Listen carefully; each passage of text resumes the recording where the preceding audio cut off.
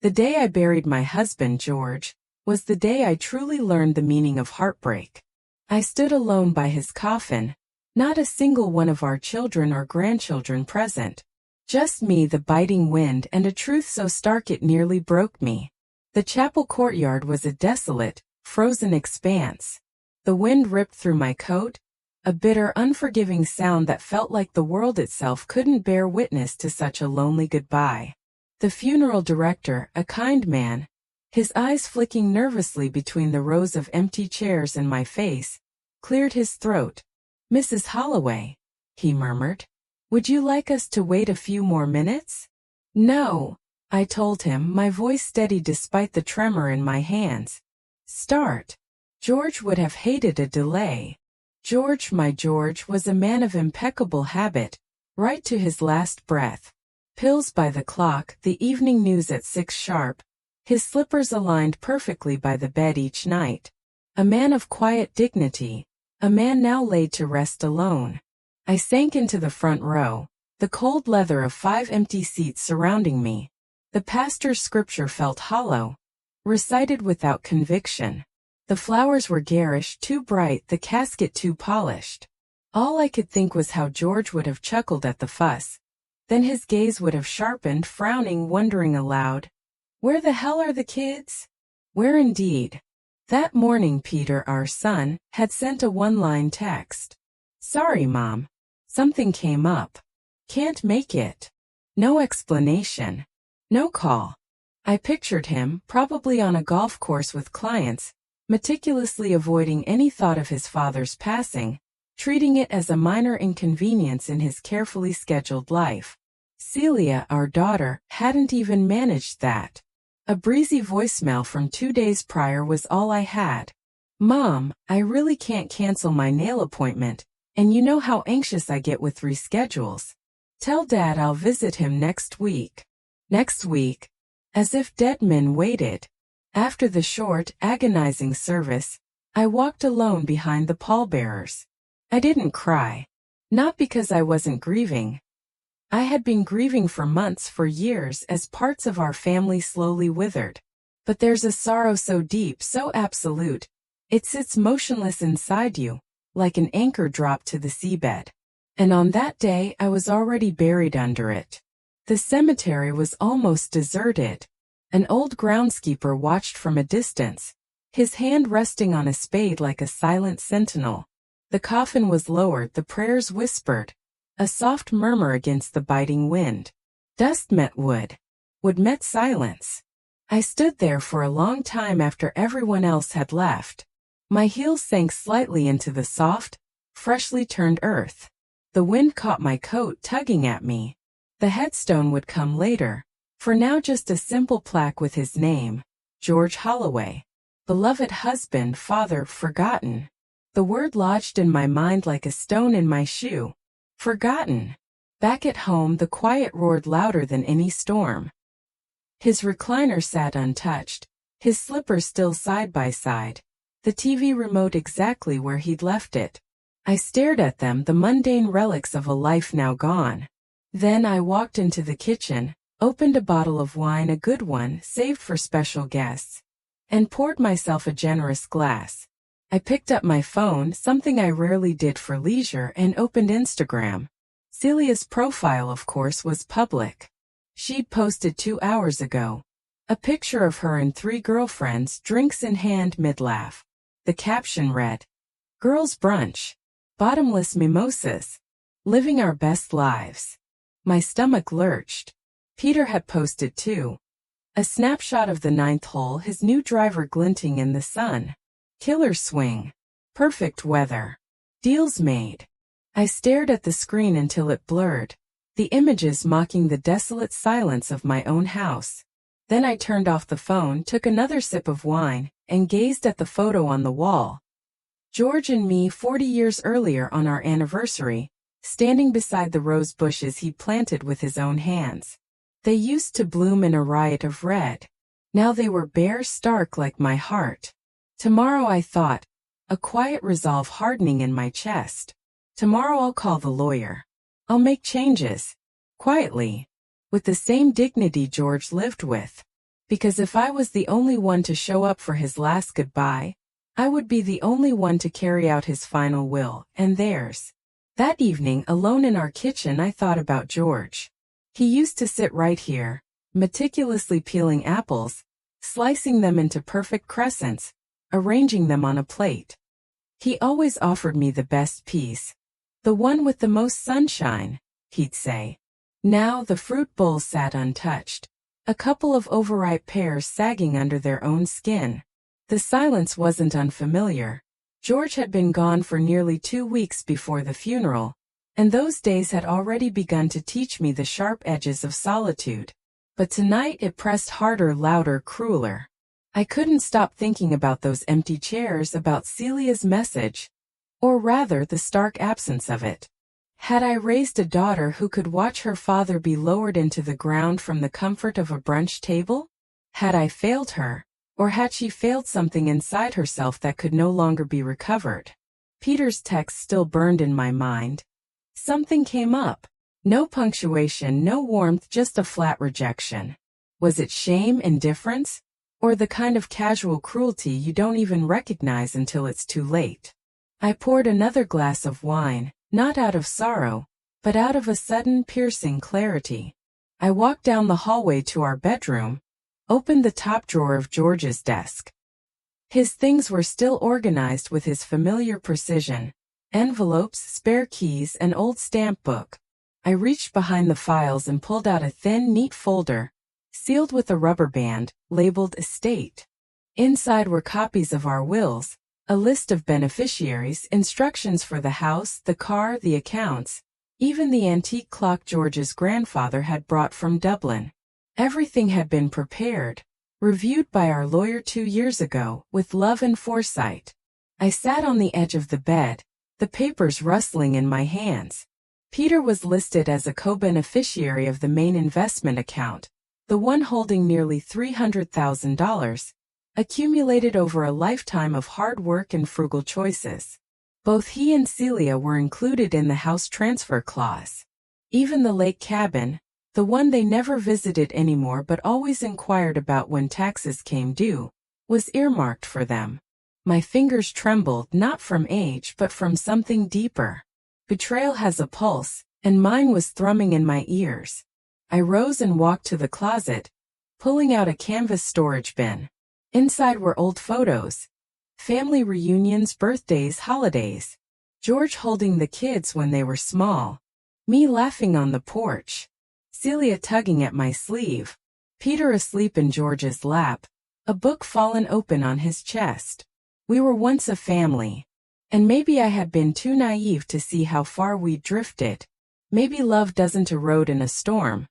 Maybe it fades like wallpaper in the sun, quietly, until one day you no longer recognize the pattern. I picked up a photo of George and Peter fishing. Peter no older than 12. George's arm was around him, pointing at something in the water, his smile full and soft. That man had deserved more than an empty chapel. I put the photo down. Then I picked up the phone. It was nearly midnight, but I didn't care. I called Thomas Fields, our lawyer. It went to voicemail as expected. I left a message anyway. Thomas, it's May Holloway. I need to revise my will. Urgently. Call me in the morning. I ended the call and stood for a long moment by the window. The moonlight touched the top of the rose bushes outside. They had withered since George passed, not from neglect, but as if in sympathy. I knew I should prune them, give them room to bloom again. But not tonight. Tonight I let the old petals fall. Tomorrow I would begin cutting out what no longer belonged. The lawyer's office smelled like old books and eucalyptus polish. The kind of place where time felt dense and silence had a particular weight. Thomas Fields had known George and me for over 30 years. He handled our first mortgage, George's business license, the deed to the lake house, and eventually our estate plan. Trustworthy, precise, and like me, a little tired of people who smiled when they wanted something. He looked up from his desk as I entered, rising from his chair with an expression of mild surprise. "May," he said, buttoning his jacket. "You're here early." "It couldn't wait." I answered, settling into the worn leather chair opposite him. My coat still smelled faintly of the garden. I'd clipped the dead roses that morning early before breakfast. Pruning always steadied me. There was something honest about cutting back what no longer served. I got your message, Thomas said, sitting. You said you want to revise your will? Yes, I said, my voice unwavering. Peter and Celia are to be removed entirely. He paused, not out of shock but out of care. Are you sure? I looked him straight in the eye. I buried my husband alone. Our children didn't come. Not a call, not a flower. They were busy. I placed my hands calmly on the table. They don't deserve a dime. Thomas gave a slow nod. Then we'll draft a full amendment. You want to remove them from every provision? Yes. The accounts, the house, the cabin, everything. Understood. He opened a legal pad and began to write in tidy lines. Do you want to redirect the assets to someone else? I thought of Ethan, my grandson, Celia's boy. The only one who ever visited without needing something. Who mowed my lawn in July not because he was asked, but because he said I shouldn't be sweating out there. Who brought me library books and asked my opinion on them.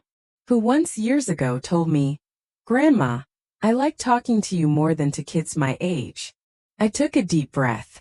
Yes, I said. I'd like to set up a trust for Ethan. I want him to have the house, the cabin, and the remainder of the estate. I want it structured carefully, protected from his parents' reach. That can be arranged, Thomas said with a kind of dry professionalism I appreciated. We'll create an irrevocable trust in Ethan's name.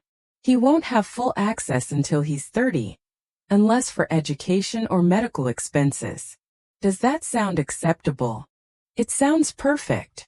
We spent the next hour reviewing details, paper after paper, clause after clause. I didn't flinch. When you've buried your husband with your own hands and stood beside an open grave without a child in sight, a stack of legal documents doesn't scare you. Nothing trivial can reach you after that. As we neared the end, Thomas looked up from his desk again. May I have to say this isn't something many people your age do so cleanly. Most want to forgive to keep the peace. I've kept the peace for 80 years, I said quietly. And it buried me long before it buried George. He didn't ask any more questions. By the time I left the office, the sun was just beginning to stretch across the sidewalk. I stood outside a moment, letting the crisp October air hit my face. I wasn't sad. I wasn't angry anymore either. I was simply done. Done waiting for my children to be people they never intended to become. Done mistaking duty for love. Done writing checks with my heart and expecting anything in return but silence. My footsteps echoed as I walked back to my car. The leather seat felt warmer than usual.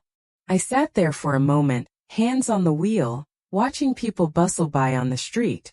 A woman passed with her daughter, holding hands, sharing a laugh.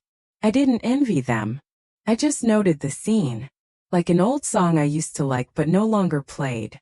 That night, I slept without the TV on, without a book, without George's old sweater folded beside me like it had been since the hospital.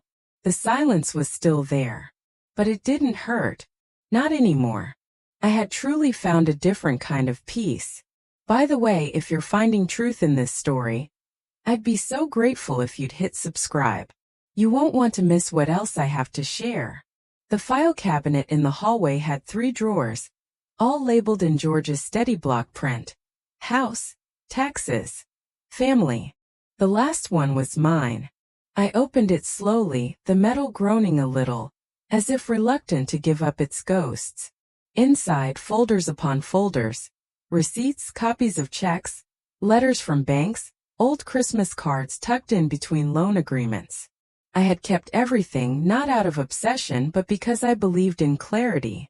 Paper doesn't lie, and that drawer had enough truth to light a forest fire. I sat down at the kitchen table, set the folder labeled Peter, Education and Business to one side, and opened Celia, Home and Lifestyle.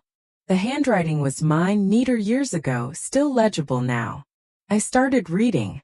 A $15,000 check, dated 2003.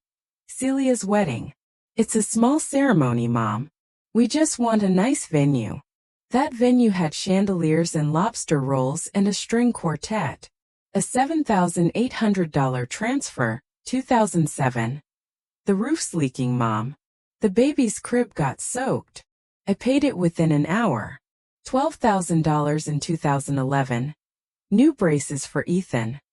$5,000 in 2013. He wants to go to summer robotics camp. It's a big deal, Mom.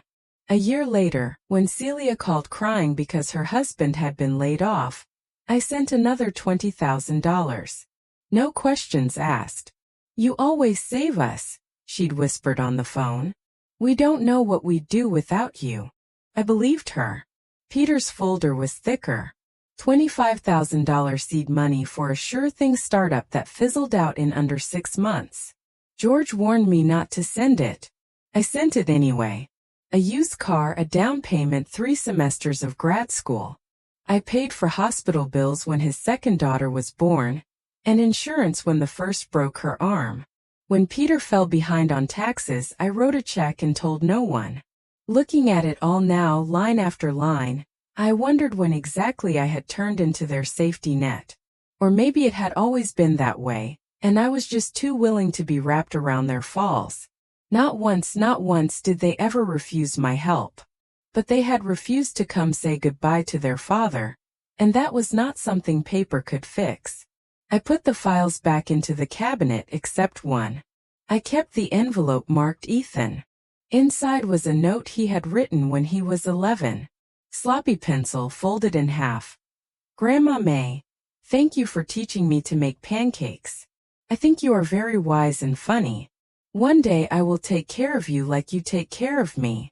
I held the paper for a long time. He was 19 now. I didn't know if he remembered writing that letter, or if it still meant anything to him. But it did to me. I had meant to be fair, to divide things equally. That's what people say, don't they? Be fair. Don't play favorites. But what if fairness wasn't sameness? What if fairness meant giving your legacy to the one person who saw you, not as a bank but as a human being? George used to say, legacy is not what you leave, it's who you leave it to. I used to think he meant financially. Now I knew he didn't. The house felt smaller that day. Not because it had changed, but because I had started seeing it without the clutter of memory. 4 years I'd kept every trinket the kids ever gave me. Handmade cards, macaroni picture frames, glittery mugs. But love isn't in objects. It's in actions. And lately their actions had all said the same thing. You are useful, not valuable. That afternoon, I packed up 3 cardboard boxes with the kids' old gifts. Not to throw away. Not yet. Just to make space. Space for something else to grow. That night I didn't drink wine. I didn't need courage anymore. I made tea. Real tea, the kind George liked. Loose leaves in a proper pot. Steeped just right. I carried it to the living room and sat in the quiet, legs tucked under me. The smell of bergamot soft in the air. And for the first time in a long while I felt the beginning of peace. The call came just after noon. A voice I hadn't heard in months, soft, almost tentative. Grandma? Ethan. I closed the ledger in front of me. I'd been reviewing the utility bills, preparing to close out some services on the lake cabin. The one Peter never used but always called an asset. It wasn't an asset anymore. Not to him. Hello, darling, I said, careful to keep my voice steady. Everything all right? A pause.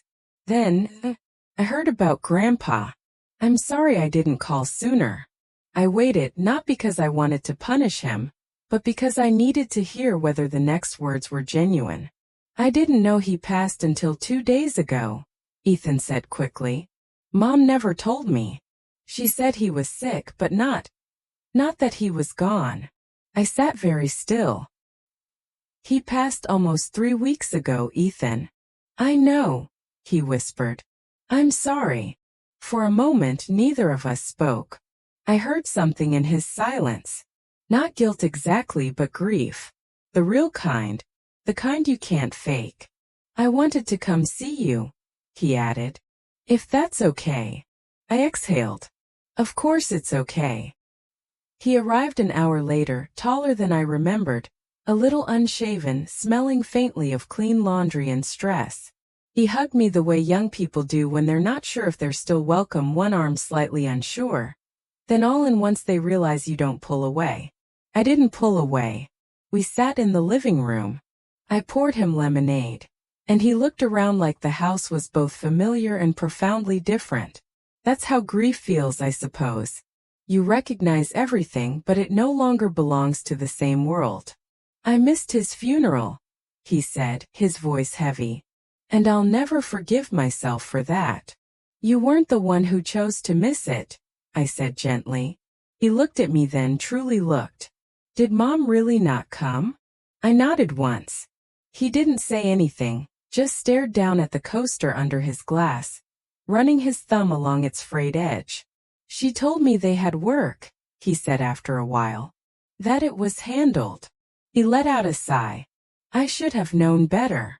You know, now I want to do something, he said, sitting up straighter. For him. For you. Anything.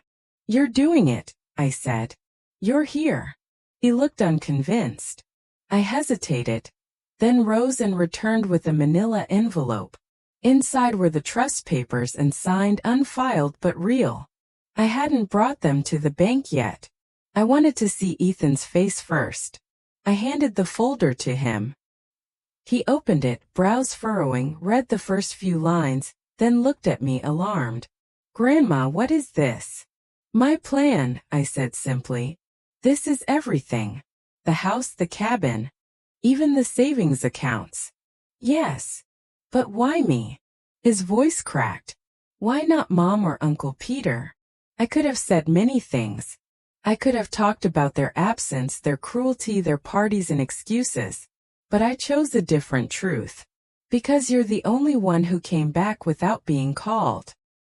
He stared at the papers, then set them down gently, as if afraid to break something. I don't know what to say, he murmured. You don't have to say anything. Just remember who you are. And remember what love looks like when it's real. His eyes were wet now. He wiped them with his sleeve like he used to when he was a boy and didn't want anyone to see he was crying. We sat there for a long time, not speaking, just being. The way George and I used to sit in the evenings, two people who didn't need to fill the air with sound to feel close. As he was leaving, Ethan turned to me at the door. If I come over next weekend, could we make pancakes again? I smiled, full and soft for the first time in days. We'll even use the good syrup. Celia showed up the next morning. I knew she would, not because she missed me, not because she needed comfort, but because I had stopped answering her messages. She arrived without warning, the tires of her black SUV crunching the gravel too fast. Like she was late for something more important. She didn't knock, just walked in like she always used to, like the house still belonged to her in some invisible way. Mom, she said, dropping her oversized handbag on the hall table. I've been trying to reach you. I didn't get up. I was folding laundry slowly, deliberately, matching socks like it was the most important task in the world. I've been busy, I said. She scoffed softly. Busy with what? I didn't answer. She walked into the kitchen, poured herself a glass of water without asking, and leaned against the counter like she owned the walls. So, she said, is it true?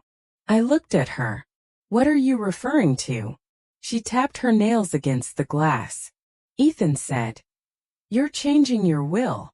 I finished folding a shirt and placed it neatly in the basket. I am. To exclude Peter and you. Yes. Celia laughed, short, bitter. Are you serious? After everything we've done for you? Everything you've done? I looked up at her now, folding done, hands still. You didn't come to your father's funeral, Celia. You didn't send flowers. You didn't call. You didn't even ask. I had an appointment. Yes, I cut her off. Your nails. And then brunch. I saw the photos. She blinked but didn't deny it. You want to talk about what you've done for me? I continued. You sent me grocery lists, bills, school payments, mortgage requests. And I paid them. Quietly. Without asking for anything. That's what family does, she snapped. Helps each other. No, I said softly. That's what mothers do. And I did it. For years. She fell silent. Your father built this home with his bare hands. He didn't have much, but he had pride. He taught you that respect is measured in actions, not words. And you couldn't give him 2 hours for a goodbye. That's not fair, is it? She stared at the floor. So you're really cutting us out. Just like that. No, I said. Not just like that. I spent the last 20 years giving without receiving. I buried my husband alone. I sat beside his grave and waited for my children. They never came. That's not just like that. That's a lifetime. She folded her arms, trying to appear composed, but her mouth was tight. You're punishing us. No, Celia. I'm freeing myself. And giving everything to Ethan. I said nothing. She laughed again, this time higher pitched. He's a kid. What does he know about responsibility? He knows how to show up. The silence that followed was thick. I thought she might cry. I thought she might shout. Instead, she picked up her bag. Well, she said, adjusting her sunglasses. I hope this makes you feel powerful. No, I said calmly. It makes me feel peaceful. She left without another word. I waited until I heard the car pull away before I picked up the trust papers from the dining table and set them beside the folded laundry. Later that evening, I found a letter on the doorstep. No stamp, no envelope, just paper creased and smudged. You don't understand what it's like to balance everything. We tried our best. Maybe we failed, but cutting us out like this isn't the answer. I read it twice, then folded it in half and placed it in the drawer marked miscellaneous. Because that's what it was now. Just another piece of paper. Too little, too late. Peter came the day after. He didn't barge in like Celia. He knocked twice, waited, then knocked again. I opened the door slowly, already knowing he wouldn't come alone, and he didn't. Behind him stood Meredith, his wife, wearing her usual stiff smile and a scarf too expensive for the weather. She nodded at me like I was a stranger she'd agreed to meet as a favor. Mom, Peter said, his voice calm, rehearsed. Can we come in? I stepped aside. He looked around the house like someone walking through a museum of a life they no longer recognized. I led them to the sitting room. They didn't take off their coats. I heard from Celia, he began. And from Ethan. I imagine you did. He cleared his throat. I think there's been some confusion. I said nothing. Meredith crossed her legs delicately, the diamonds on her finger catching the afternoon light. We understand this is a difficult time, May. Emotions run high after a loss. I looked at her. You didn't come to his funeral either. She blinked. I had a client dinner. Very important deal. International. Peter shifted. Mom, listen. I should have called. I should have come. But I didn't know how to. You thought maybe, I interrupted, my voice quiet but firm. If you ignored it long enough, it would become someone else's grief. He looked away. I waited, I continued. I sat in a room built by your father's hands alone, while they lowered him into the ground. And not one of you showed up. Peter opened his mouth, but Meredith put a hand on his knee. A signal. Let her speak. We understand you're upset, she said. And it's your right to change your will. But let's be reasonable. Ethan is a child. He's 19. Yes, but he's not experienced. He doesn't know how to handle a trust or manage a property. He could be manipulated. I raised an eyebrow. By whom? Meredith didn't flinch. By people like you, I thought. Peter tried again. Mom, I know I've disappointed you. I know I haven't been the best son. But you have to admit this is a bit extreme. No, I said softly. What's extreme is abandoning your father. What's extreme is living your life as if the people who raised you are disposable. He swallowed hard. So that's it. You're just cutting us off. You cut yourselves off. I'm just acknowledging the fact. Meredith stood. This could get complicated, May. Legally. I met her gaze. It won't. The paperwork's clean. My lawyer's good. And I've had time to think. Peter looked older than I remembered. Thinner at the temples, eyes hollow. I thought you forgave people. I do, I said. But forgiveness doesn't mean access. They didn't argue after that. They stood, thanked me with forced politeness and left. Only after the door closed did I feel the tremor in my hands.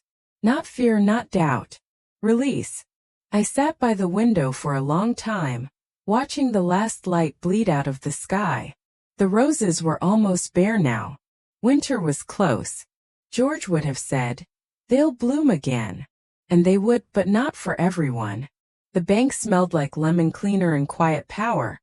The kind of place where old money moved slowly and nobody raised their voice. I hadn't been inside in nearly a year, but they remembered me. "Mrs. Holloway," the receptionist said, standing immediately. "Mr. Jansen will be right with you." I nodded politely and waited by the tall windows overlooking Main Street. Outside, people moved through their errands, heads down, busy. Inside, the world felt still, like something important was always just about to happen. Mr. Jansen, Richard, came out a minute later, as sharp as ever in his tailored suit. He looked like someone who'd never spilled coffee in his life. "May," he greeted warmly, shaking my hand. "I was surprised by your message." "Good," I said. "Surprise is good." He smiled, unsure, and led me to his office. Glass walls, a walnut desk, a single framed photo of his dog. George would have liked that. One honest face in a room full of finance. "I understand you want to make some changes," he said, opening my account file. "I already made them," I replied. "I'm here to ensure they're carried through without delay." He looked over the notes, eyebrows lifting as he read. "You've revoked all link transfers, removed Peter and Celia as beneficiaries, set up an irrevocable trust in Ethan's name.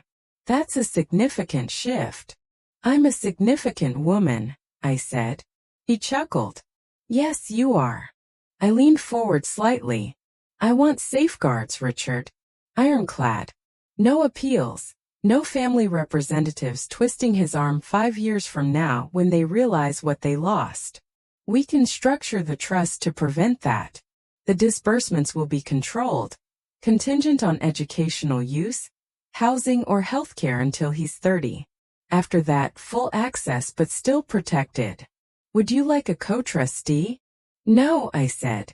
"Ethan can have a financial advisor if he wants one, but the decisions are his.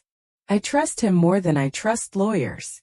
That wasn't a slight against Richard, just a truth.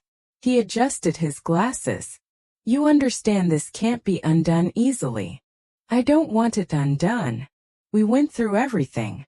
Signatures, dates, final confirmations. Felt like building something. Not a house, not a business, something quieter, stronger.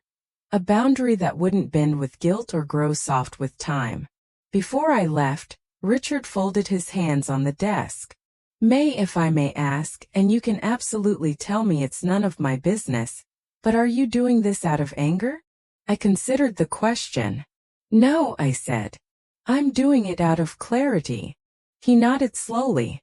"That's rare." "No," I said again, more gently this time. "It's just late." When I stepped out into the afternoon light, it felt different, cleaner, somehow lighter. Across the street was a coffee shop George and I used to visit after errands. I hadn't been there in years. The place had changed, younger staff, louder music. But I walked in anyway and ordered a cappuccino. I sat near the window watching the street. A woman in her 30s walked by, pushing a stroller, her coat flapping open in the wind. She looked tired, determined, familiar. I sipped my coffee slowly. No phone in my hand, no urgency, just a cup, a chair, a full hour that belonged to no one but me. They always said this stage of life would be quiet. They didn't say how loud the peace could feel. Lorraine Campbell lived 2 houses down and had done so since 1972. She and I weren't the type of women who called each other best friends, but we'd shared enough cups of tea and traded enough knowing glances over our fences that the silence between us had become a kind of language.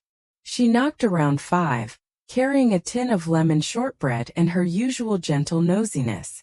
"I saw Peter's car here yesterday," she said as soon as I opened the door. "Did he bring flowers or just excuses?" "Neither," I said, stepping aside to let her in. "He brought his wife and a suit." "Oh," she said, and that one word was drenched in judgment. We sat in the living room and I poured her tea, chamomile for her, strong black for me. She placed the tin between us on the coffee table and didn't open it yet.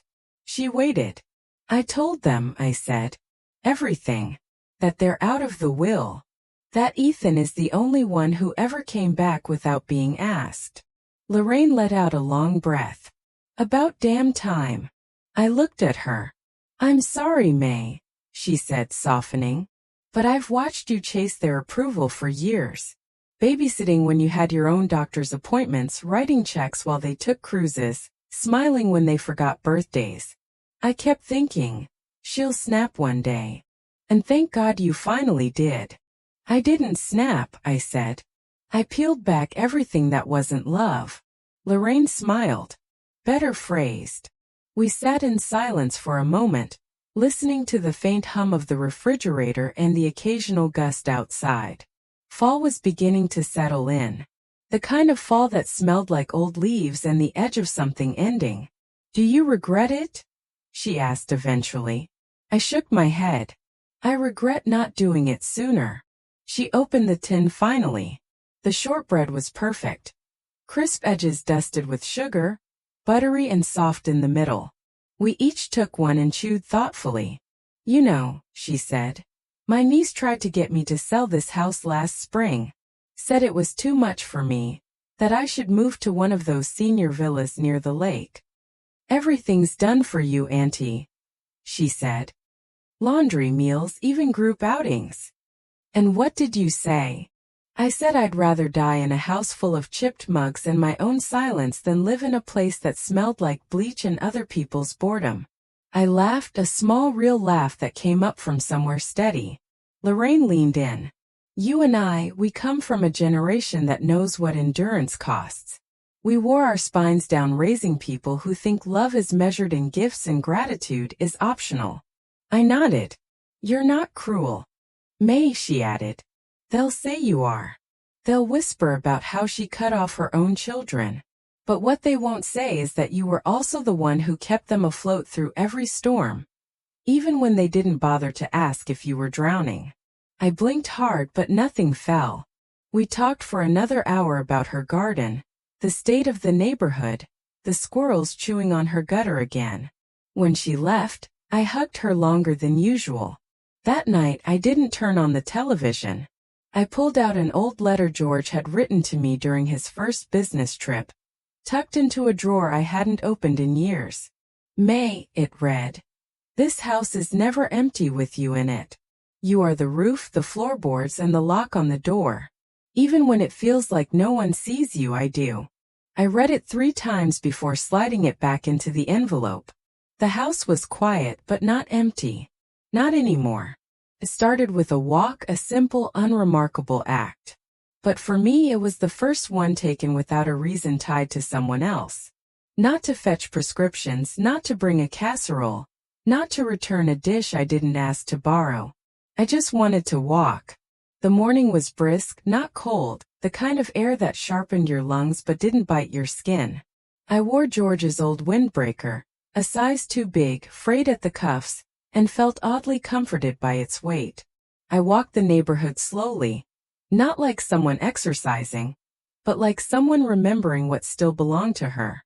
The Mapletons' house still had the same blue shutters.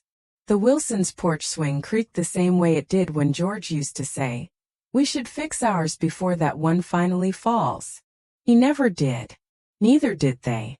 At the park, I sat on a bench under the old elm tree, the one that had split in a storm back in '99.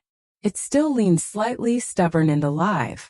Across the path, two young mothers pushed strollers, chatting about sleep training and preschools. They didn't glance at me and I didn't mind. I wasn't part of their world anymore. I didn't want to be. A woman sat down on the other end of my bench, maybe in her 40s. She had that tired but functioning look I remembered from my own middle years. The kind of woman who makes 5 lists a day but forgets what she walked into the room for. We sat in silence for a few minutes. Then she said, not looking at me, "You come here often?" "Used to," I said, "before people stopped needing rides and casseroles." She laughed softly. "That sounds nice. We didn't exchange names. We didn't need to. I'm here to clear my head," she said. "My daughter told me yesterday that she doesn't think she wants kids. Said she's not sure she sees the point." I raised my eyebrows. "What did you say?" I told her I didn't see the point of her 5 tattoos, but I managed to keep that to myself. I smiled. "You didn't keep it to yourself though, did you?" She laughed again, more freely this time. "No, I didn't." We talked for 15 minutes about nothing important and everything that mattered. She left first, waving a little. I watched her disappear around the curve of the trail, and I felt something strange in my chest. A small opening like the cracking of a long frozen door. That night I made dinner just for myself. Not quick food, not leftovers, but a full meal. I set the table, used the good dishes, lit a candle. I played the radio softly in the background, the same station George liked, even if they talked more than they played music now. And I ate in silence. Not lonely, but alone. There's a difference. Afterward, I walked into the den and looked around. The room had always been George's space. Papers, books, half-finished crossword puzzles. I hadn't touched much since he passed, but tonight I did. I dusted, opened the windows, aired it out. Then I sat at his desk and wrote a letter to myself. Just a few lines. "You are not invisible. You are not a burden. You are not required to earn peace through exhaustion." I folded the paper and tucked it into the drawer beside his last crossword. Half done. The answer to 14 down, still blank. The clue was end of one chapter, start of another. I didn't need to know the answer. I was already living it. The envelope had his handwriting. I recognized it instantly, slightly tilted. Careful block letters with uneven spacing. Ethan had always pressed too hard with his pen, as if the words wouldn't count unless they left a dent. It arrived 3 days after our conversation, tucked between a credit card offer and a grocery flyer. I brought it inside, set it on the kitchen counter, and stared at it while my kettle boiled. I didn't open it right away. I let it sit there, the way I used to let my birthday card sit unopened on the mantel until after dinner, prolonging the mystery. When the tea was ready, I sat down and opened the envelope. "Dear Grandma," it began. I wanted to write this instead of texting.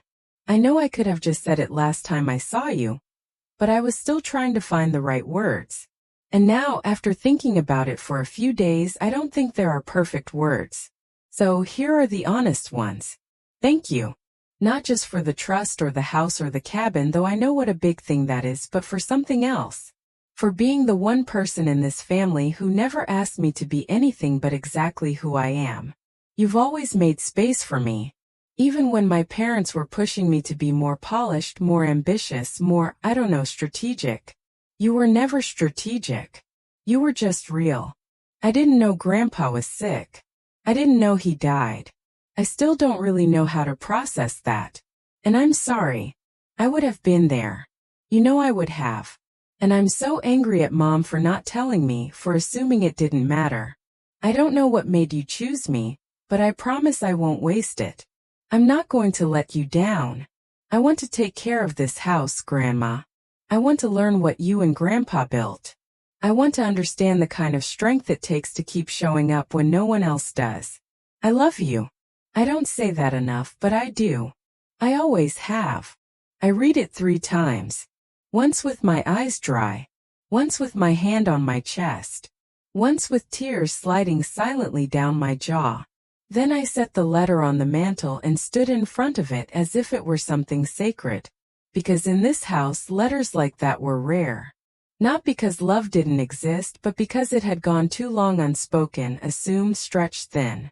I didn't need the money I'd set aside. Not anymore. But I needed this. I needed to know that something I'd done, some small quiet investment of time and tenderness, had not been swallowed whole by ungrateful children and performative holidays. That night I sat in George's chair and watched the shadows move across the floor as the sun dipped behind the maple trees. Ethan was the kind of man George would have respected. Not loud, not pushy, but steady, curious, present. That last one mattered more than anything now. Being present. Not just showing up, but seeing. I knew he wouldn't waste the trust. Not because of the money, but because he'd tasted what it meant to be forgotten. And people like that don't let things rot in silence. He'd plan something with it. He'd remember. I closed my eyes and listened to the soft creak of the house as the temperature dropped. With shifting, settling breathing. It was a sound I once found lonely. Now it sounded like life continuing, like legacy whispering back. Evenings had a new rhythm now. No phone calls from Celia asking if I could just stop by the school to pick up Ethan. Not because she needed me, but because her yoga class overran. No messages from Peter wondering if I'd mind covering a surprise car repair. Never urgent enough to justify the panic, but always just enough to apply pressure. The silence had become gentle. That evening I set the table for one. Not because I was lonely, but because I finally understood the difference between eating and being fed. I made roast chicken. Real roast, not frozen, not microwaved. Potatoes too. I used rosemary from the garden George had planted back when we still believed weekends were for laughter and not errands. I lit a candle. I didn't need it, but I wanted it. Halfway through dinner, the house was so quiet I could hear the ticking of the clock in the hallway. I remembered that clock from the first apartment George and I ever rented. How loud it had sounded when we lay awake at night with no money, no insurance, no real plan except each other. He always said, "We'll build something even if it's slow." It was slow and it was beautiful. After dinner I washed the dishes slowly, not rushed, not multitasking, not thinking about whether someone else would need the kitchen next. I dried them, put them away, and then I did something I hadn't done in decades. I danced. Not well, not long, but enough. I turned on the record player, the old one George had tried to fix 100 times until he gave up and told me it had more charm with a scratch. He was right. It skipped every third line and I still knew the lyrics. I danced in the living room barefoot, my arms raised slightly, my body stiff in places I didn't remember ever being stiff. My knees reminded me that I was 79. But my heart was 20 again. I danced like nobody was watching because for once nobody was. Not to judge, not to expect, not to wait until I stopped so they could hand me a bill or a need or a favor. Just me. In the house I kept, in the quiet I earned. I paused only when I noticed the fireplace. Unused, cold, a layer of ash still from the last winter George was alive. I knelt, cleaned it out carefully, swept the old away. Felt like a ritual, like something sacred. I found a small note tucked into a basket of kindling I hadn't touched in years. It was George's handwriting, short, simple. Keep dancing, even if it's just in the kitchen. The world will try to make you forget who you are. Don't let it. I sat back, hands covered in dust, tears welling but not spilling. He had known. Maybe not exactly how things would play out, but he had known what life would try to do to me, how it would try to make me smaller, more polite, more accommodating. And he had left this message like a trail marker in the woods. I sat there on the rug for a while, watching the empty hearth. Not empty, I corrected myself, waiting. Later that night, I opened my bedroom window just an inch. Let the autumn air sweep in. The kind that smells like dying leaves and something cleaner underneath. I lay under the quilt I made back in '84. When George was still working long hours and the kids were in school and I still thought exhaustion was a kind of virtue. Now I know better. Now I know peace is a better measure. My body was tired, but not in the old way, not the way it used to be when the weight of other people's needs settled into my spine like a second skeleton. This was good tired. Earned tired. The kind that comes after claiming something back. Not a throne, not revenge, just a name. Mine. I didn't expect her. When I opened the door and saw Meredith standing there, alone, no car in sight, no Peter trailing behind with an apology rehearsed in a mirror, I felt a strange quiet fall over me. She was holding a pie, a store-bought pie. I raised an eyebrow. She offered a nervous smile. "It's apple." I stepped aside, not out of kindness, not out of obligation, just curiosity. She walked in like someone who had been inside before, but had never really looked around. Her eyes grazed the hallway, the pictures, the coat rack George built in 1981. The same one Peter once broke a peg off as a child and lied about. George never fixed it. Said it was part of the story now. Meredith stood in the kitchen awkwardly. I didn't offer her tea. Didn't tell her to sit. I let the silence do its work. Finally she said, "I didn't come to ask for anything." "Good. I heard what happened. What you told Peter about the trust, the house, everything." I nodded. "I know you probably don't believe me," she continued, her hands now clasped tightly in front of her. "But I wanted to say thank you." That startled me. For what exactly? For not giving it to Peter. She looked up, and for the first time in all the years I'd known her, I saw something genuine, not filtered, not calculated. "Peter never learned how to stand on his own," she said. "He grew up with everything handled for him." I tried to keep up that illusion, but... She stopped, eyes glassy now. "You enabling it didn't help, but neither did I. And now it's just who he is." I said nothing. She went on. "I know he blames you and Celia blames you, but what they don't say is that you were the one holding the whole thing together while they complained about the way you did it." I leaned against the counter, arms folded.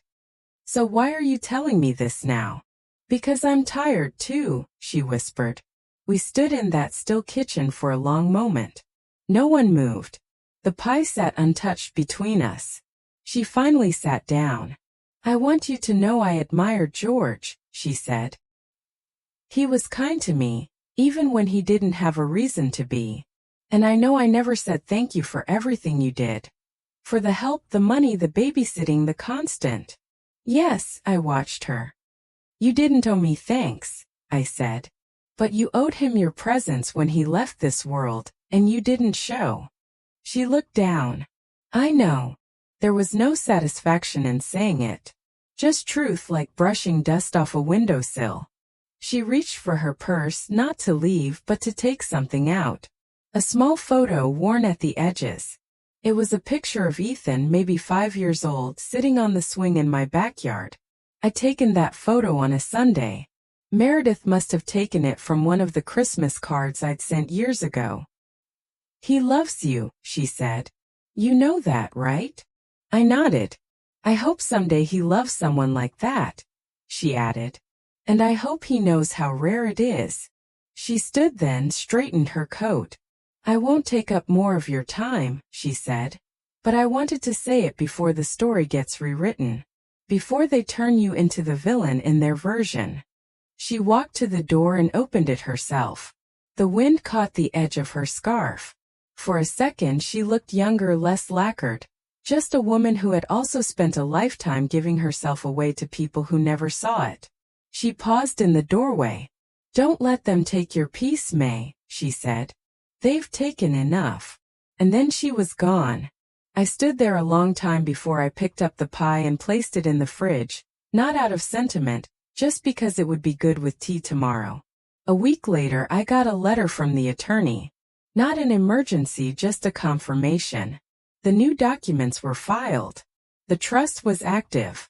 Ethan's name now lived on every deed, every account, every line where Peter and Celia's names used to be. It felt quiet, not triumphant, not dramatic, just steady, like a book finally closed after sitting too long open, pages curling in the air. I took the envelope into the garden. The roses had finally given in to the cold. George used to say, "They surrendered with dignity." And I always liked that phrase. Now I knew what he meant. There's a way to let go that doesn't look like defeat. I sat on the bench and ran my fingers over the paper. It was real now. All of it. Not just a decision made in grief or anger. It had settled into me. Into the house, into the garden. I had done what needed to be done. And strangely, I felt something else too. Not relief, not pride, but permission. Permission to start again, even if it was just with the small things. That afternoon, I brought out the sewing machine. It had been packed away since before George got sick. I cleared the table, oiled the wheel, threaded the bobbin with the same quiet care my mother once taught me. I didn't need to make anything important. I just wanted to hear the hum again. That soft working rhythm that reminded me of women who kept going, no matter how much they carried. I made new curtains for the kitchen. They didn't match anything. Bright blue with clumsy white stitching, but they were mine. The next morning I got up early and made pancakes. Real ones from scratch, not from a box. I set 2 plates on the table. I knew Ethan would come. He always came when he said he would. He arrived just after 9, carrying a bag of groceries I hadn't asked for. "Just thought you might want something fresh," he said. I smiled. "You want to learn how to make them today?" "Yeah," he said. "I do." We cooked together. I showed him the trick to flipping without tearing, how to test the pan's heat with a drop of water, how to fold the batter without losing the air. He listened, really listened. Not the way Peter used to, impatient, always looking for the shortcut. "You're good at this," he said, biting into the first one. "I've had time to practice," I said. He poured more syrup and grinned. "You know, I think this place could be something." I looked at him. "The house," he said. "I don't just mean keeping it. I mean using it. Maybe for others, like a space for people who don't have a place to go. Or even a little garden workshop. Teach people things." I felt something open inside me I didn't expect. Hope. Not the loud, desperate kind. The soft, patient kind. "I think your grandfather would like that," I said. He nodded.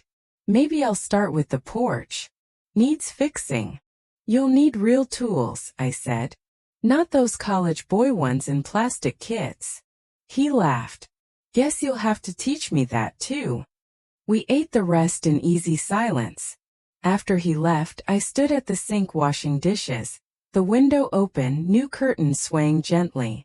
The wind smelled of dry leaves and something faintly sweet. Maybe cinnamon, maybe memory. I looked out at the yard. The roses were gone for the season. The bench was cold. The trees stood bare but upright. And for the first time since the funeral, I felt no weight pressing down on me. Just the shape of what was next. Something Ethan would build. Something I had cleared the space for. The first snow fell lightly. Just a whisper of white dust across the yard. The kind that doesn't stick yet but tells you the season has truly changed.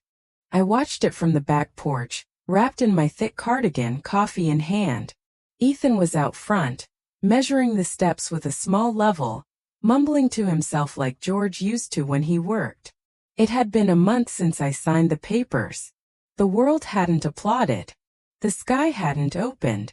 But something in me had shifted. A weight carried for decades was finally gone. And what replaced it was not anger, not victory, just space. I had made room for something new. The kids hadn't called again. Celia had sent one text. "I hope you're proud of what you've done." I hadn't responded. Peter's silence was longer, deeper. A void that no longer asked to be filled. I didn't chase them. Let them tell their version. Let them paint me cold. I'd lived long enough to know that people will always rewrite the truth to make their shame more comfortable. But I knew what happened. I knew what I gave. And I knew what I reclaimed. The truth didn't need to shout. It just needed to stand. Ethan knocked gently on the back door. "Grandma, you want to see the new railing?" I set down my mug and followed him out front. He'd done well. Sanded, stained, sealed it against the weather. The porch, for the first time in years, looked like someone cared about it again.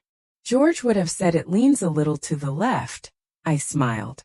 Ethan grinned. "So does everyone in this family." I laughed real loud open. A laugh that hadn't lived in me for a long time. He stood beside me, wiping his hands on a rag. "I was thinking maybe next spring we could start a little garden out front. Not just flowers, vegetables, herbs, something that grows." I looked at him and I saw not just the boy I used to tuck in, but the man who had chosen to show up.